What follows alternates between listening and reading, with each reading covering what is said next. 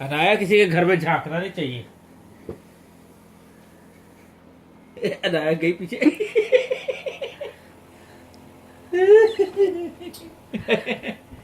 देखा, दीवारें बहुत ऊंची मैंने बनाई हैं।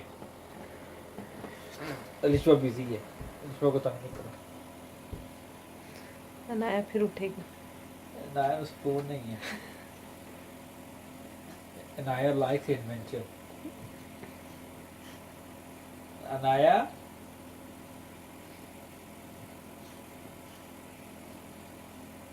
अनाया नई मुहिम के आगाज के लिए दोबारा खड़ा होना चाह रही है। ना उसके बाद सीखना चाहो तो उसे छोड़कर तुम्हारी मुहिम की तरफ आ जाना। अनाया जी क्या हो रहा है? अलिशबा अब ऐसे लो, दोनों साइड में दी।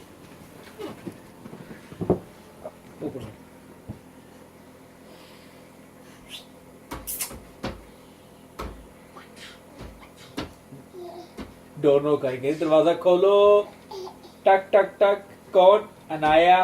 दरवाजा खोलो। देखो अनाया, इधर के हम साइड जा चुके हैं परमानेंटली।